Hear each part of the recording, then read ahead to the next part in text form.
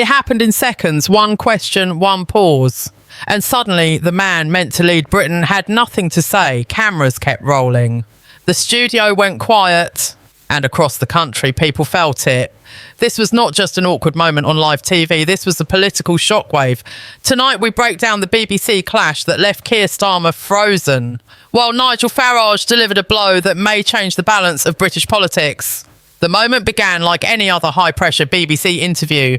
Bright lights, serious faces, a nation watching closely. Keir Starmer sat upright, calm on the surface, ready to defend his record and his vision for the country.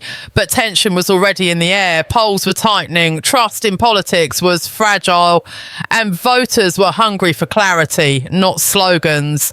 Then Nigel Farage entered the conversation, not physically, but politically. His words were quoted. His challenge was direct, and it cut straight to the heart of Starmer's biggest weakness, credibility. The question was simple but brutal. If you promise change, why does everything feel the same? If you claim leadership, why do voters still feel ignored?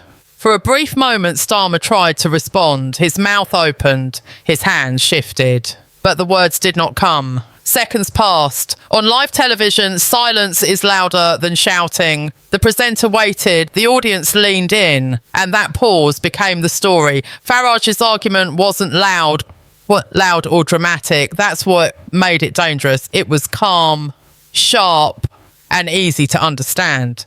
He accused the political establishment of hiding behind careful language, while everyday people struggled with rising costs, weak borders, and broken trust. And in that instance, Starmer had no clear answer that cut through. Social media exploded within minutes. Clips of the pause spread fast. Supporters tried to explain it away. Critics called it a collapse. Neutral viewers asked a worrying question. If he freezes here, what happens in a real crisis? What made the moment even more powerful was where it happened. The BBC is not a rally. It is not a shouting match. It is where leaders are tested under calm pressure. And that pressure exposed something raw. Starmer looked less like a man in control and more like someone caught between advisors, talking points and fear of saying the wrong thing. Farage, meanwhile, did not need to be in the studio to win the exchange. His words framed the moment. His challenge set the trap. And Starmer walked straight into it. This wasn't about policy details. It was about confidence, instinct, and connection with the public. By the end of the segment, the damage was done. The interview moved on, but the silence stayed. Commentators called it a turning point. Supporters called it unfair. Opponents called it proof. But ordinary viewers felt something deeper. A growing doubt about who is really ready to lead when the pressure is real. And this was only the beginning. Because what followed after the broadcast may matter even more than what happened on air. Once the cameras stopped rolling, the real storm began. What looked like a few seconds of silence on BBC quickly turned into hours of damage control behind the scenes. Labour insiders rushed to defend Keir Starmer, briefing journalists, posting statements, and insisting the moment was being overblown. But the public reaction told a very different story. People were not arguing about complex policy. They were reacting to a feeling. A feeling that when faced with a clear challenge, Starmer hesitated. In modern politics, hesitation is deadly. Voters don't expect perfection, but they do expect conviction. And that was exactly what seemed missing in that moment. Nigel Farage, meanwhile, wasted no time. Within hours, he responded publicly, calmly repeating his argument and framing the BBC moment as symbolic of a wider problem. According to Farage, this wasn't about one interview. It was about a political class that talks around issues instead of facing them head on. His message was simple, and that simplicity made it powerful. Supporters of Farage began sharing clips with captions like, "This is leadership and no script needed." The contrast was clear. One side looked rehearsed and careful. The other looked confident and unafraid. Even viewers who disliked Farage admitted something uncomfortable. His argument landed. What made the situation worse for Starmer was timing. The country is already tense, bills are high, public services feel stretched, trust in institutions is low. In moments like these, people look for leaders who sound certain, even when the answers are hard. Silence, even brief silence, feels like weakness. BBC analysts tried to soften the blow, explaining the pressure of live television and the complexity of the question. But that explanation didn't satisfy many viewers. Online comments were blunt. If he can't answer that, one post read, why should we trust him with bigger decisions? Another said, leadership isn't about perfect words, it's about not freezing. Inside Labour circles, frustration reportedly grew. Some MPs privately worried that Starmer's careful legal style approach was failing to inspire. Others feared that Farage had once again succeeded in setting the agenda, forcing opponents to react instead of lead. Farage's strength in moments like this is not detail, but direction. He speaks in clear lines, us and them, truth and spin, people and elites. Whether one agrees with him or not, that clarity cuts through confusion. On the BBC, that clarity echoed. Even without him present, the silence became a symbol. Critics have called it the sound of uncertainty. Supporters called it a human moment. But politics is rarely kind to human moments when they are seen as weakness. In an age of clips, memes, and fast judgment, context disappears. All that remains is the image. A leader pausing, unsure, while a rival's argument hangs in the air. As night fell, one thing was undeniable. Nigel Farage had dominated the conversation without even being on screen. And Keir Starmer, despite hours of preparation, was left reacting instead of leading. The question now wasn't just about one interview, it was about momentum. And who truly has it as Britain heads into its next political battle? By the next morning, the silence from that BT studio had turned into noise everywhere else.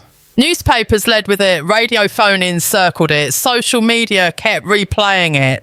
The pause had become more than a moment. It had become a narrative, and narratives are what win or lose power. Keir Starmer's team tried to regain control. Carefully worded follow-up statements were released. Allies appeared on TV to explain what he meant to say, but explanation is never as strong as instinct. Every defence only reminded people of what they had already seen with their own eyes. What truly worried Labour strategists was not the attack from Farage's supporters. It was the reaction from undecided voters. These were not angry voices, they were doubtful ones, people asking simple questions. If this is the man promising strong leadership, why did he look unsure when challenged? If he is ready for the biggest job in the country, why did one sharp question stop him cold? Nigel Farage understood this better than anyone. He didn't need to shout or insult. He let the moment breathe.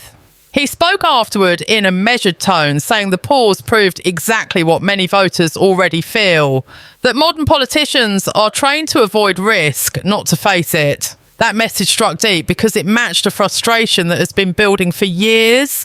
Farage framed the BC moment as a choice, not left versus right, but real versus rehearsed. He claimed the country is tired of leaders who speak like lawyers and act like managers, rather than leaders who speak plainly and stand by what they say. Again, agreement was not required for impact. The framing alone was enough to shake confidence. Starmer's problem was not intelligence or experience, it was perception. Politics is not only about what you know, but how you appear under pressure. The pause made him look cautious when people wanted courage, controlled when people wanted conviction. And in today's political climate, those differences matter. Even some Labour supporters admitted the moment felt wrong. Quietly, in comments and private chats, they worried that Starmer's style might not survive a campaign filled with hostile interviews, surprise questions, and constant attacks. If one BC exchange caused this much damage, what would a full election battle look like? Meanwhile, Farage's supporters treated the moment as proof of momentum. They argued that he doesn't need establishment platforms anymore. His ideas forced their way in regardless. The fact that his argument dominated a BBC interview without him present was seen as a victory in itself. The wider public began connecting dots. They remembered past interviews, past careful answers, past moments where Starmer seemed to avoid firm positions. The BBC pause did not stand alone. It fit into a growing pattern in the minds of viewers, whether fair or not, and that is how political damage works. It doesn't need to be dramatic, it just needs to feel true. The silence felt true to many watching, true to their frustration, true to their doubts, true to their fear that leadership has become too cautious to confront real problems. By the end of the day, one conclusion was spreading fist. Nigel Farage didn't just land a blow, he exposed a weakness. And once a weakness is seen by millions, it is never unseen again. As the debate continued to rage, something deeper began to shift beneath the surface of British politics. This was no longer just about Keir Starmer or Nigel Farage. It was about trust, strength, and who voters believe when everything feels uncertain. The BC moment became a symbol of a much bigger struggle between control and confidence. For years, Starmer has built his image around being careful, responsible and safe.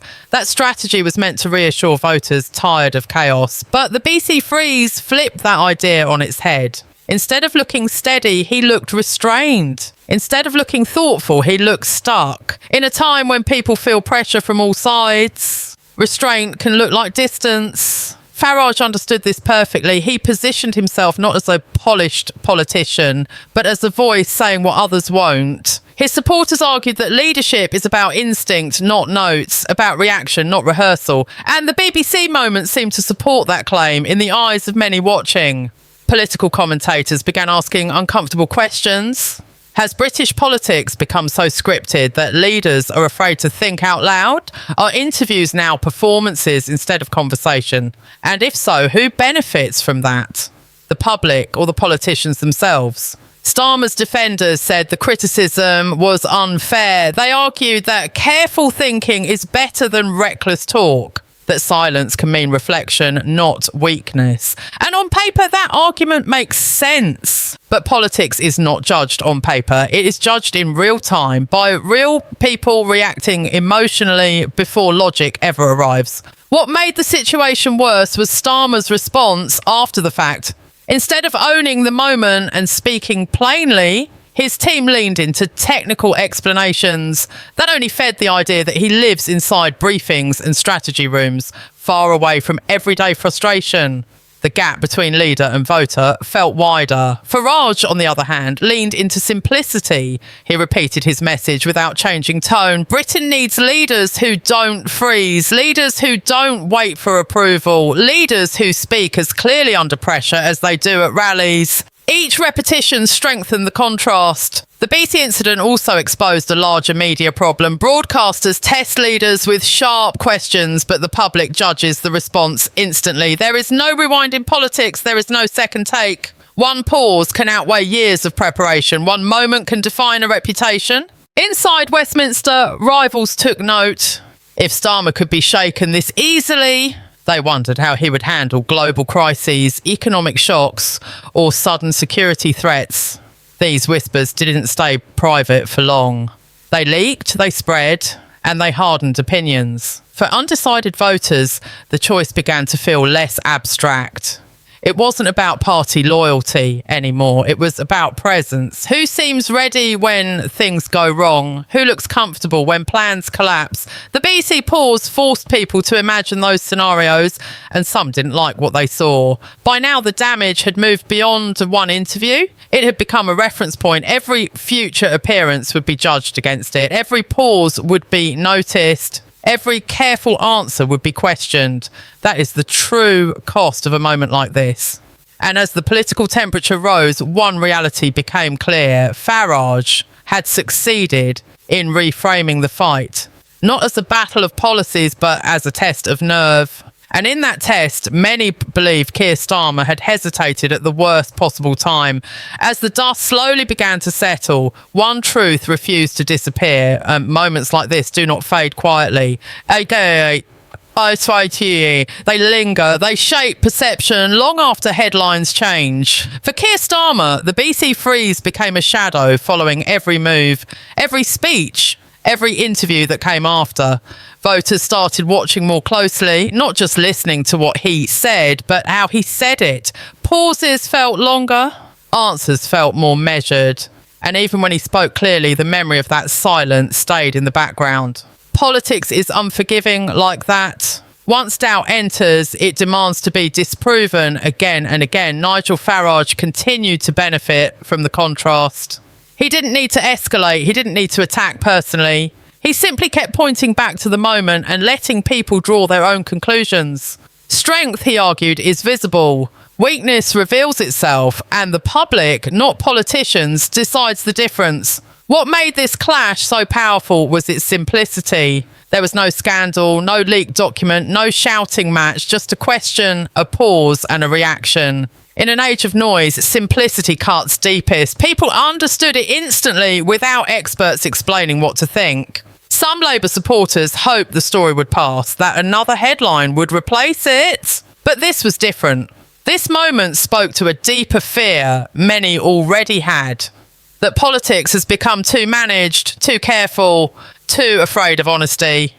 The BBC pause felt like confirmation of that fear. Starmer now faces a harder task than before, not just to explain policies, but to prove presence, to show instinct, to demonstrate that under pressure, he can respond with clarity instead of calculation. That kind of proof can't be scripted. It has to be felt. Meanwhile, Farage's influence continued to grow, not necessarily in votes overnight, but in framing the conversation. He forced the question everyone is now asking: when the pressure is real, who stands firm and who hesitates? This is how political battles are truly won, not in manifestos, but in moments, not in promises, but in reactions. The BBC interview became one of those moments that history circles back to and says, this mattered. Whether fair or not, Keir Starmer will be judged by it. And whether people support or oppose Nigel Farage, many now admit one thing: yet his challenge landed, his message stuck, and his timing was devastating. In the end, this wasn't just a bad interview, it was a warning, a signal, a reminder that leadership is tested when plans fail and words stop. Britain watched that test unfold live on air. And the question now hanging over the country is simple but heavy. When the next moment comes, will the answer be stronger or will the silence return?